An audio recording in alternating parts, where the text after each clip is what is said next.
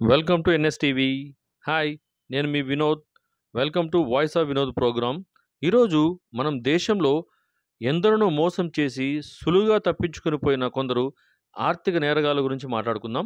మొదటిగా ఈరోజు అంటే ఏప్రిల్ 19, 2024 పేపర్లు మీరు చూసినట్లయితే సుజనా చౌదరి ఇతను ఎన్నో బడా కంపెనీలకు అధిపతి. అయితే ఈరోజు ఆయన ఐపీ పెట్టేశాడంట.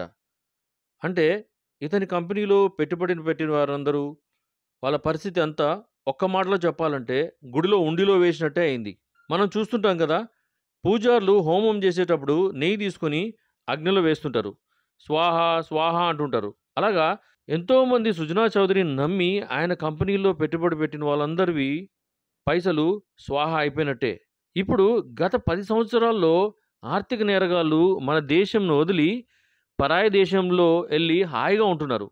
వాళ్ళు మన దేశంలో చేసిన ఆర్థిక నేరాల యొక్క విలువ చూసినట్లయితే కొన్ని వేల కోట్లలో ఉంటుందని ఎస్పి శుక్లా లోక్సభలో చెప్పాడు.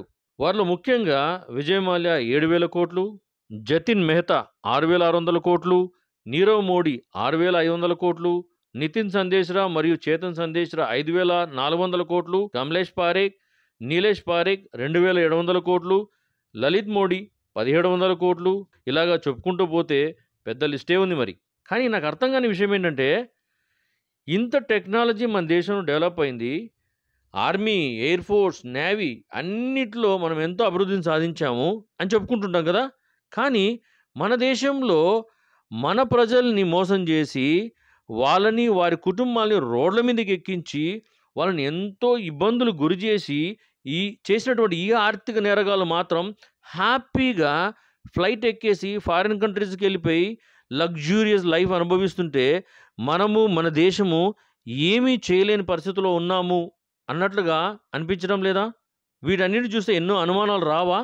మన దేశం ఆర్థికంగా 5వ స్థానంలో ఉంటుంది, 3వ స్థానంలో ఉంటుందని చెప్పుకుంటున్నాం. కానీ మన కళ్ళ ముందరే మన ప్రజల్ని మోసం చేసి వాళ్ళు ఫారిన్కి వెళ్ళిపోయి ఎంజాయ్ చేస్తున్నారు. వాళ్ళ గురించి ఆలోచించండిరా అంటే ఎవరు వినే నాదుడే లేడు. మన దేశం ఎప్పుడో విజయ్ మాల్యాని మర్చిపోయింది, నీరవ్ మోడీని మర్చిపోయింది, లలిత్ మోడీని మర్చిపోయింది. మనకి ఇప్పుడు గుర్తొస్తున్నది ఒకే ఒక వ్యక్తి, కేజ్రీవాల్. ఆయన ఏం చేశాడంటే మన దేశంలోనే డబ్బులు తీసుకొని ఆ డబ్బులు మన దేశంలోనే ఎక్కడో గోవా ఎలక్షన్స్లో వాడాడంట. అంటే మన దేశంలోనే డబ్బు అది తిరిగింది. కానీ ఇప్పుడు ఇంతకుముందు మనం చెప్పుకున్న వాళ్ళు మన దేశంలో డబ్బులు తీసుకొని ఫారిన్ కంట్రీకి వెళ్ళిపోయి అక్కడ కూర్చొని ఎంజాయ్ చేస్తున్నారు. వాళ్ళ గురించి ఎవడూ పట్టించుకునేవాడే లేడు. ఇవన్నీ చూస్తుంటే ఆలోచించాలా, లేక కళ్ళు మూసుకొని గుడ్డోలు పోయినట్టు గుడ్డిగా పోయి ఓటేయాలా? ఆలోచించండి. మీకు సరైన వ్యక్తి కనిపిస్తే వాళ్ళకు మాత్రమే ఓటు వేస్తే మంచిది అని అనిపిస్తుంది, నాకు అనిపిస్తుంది.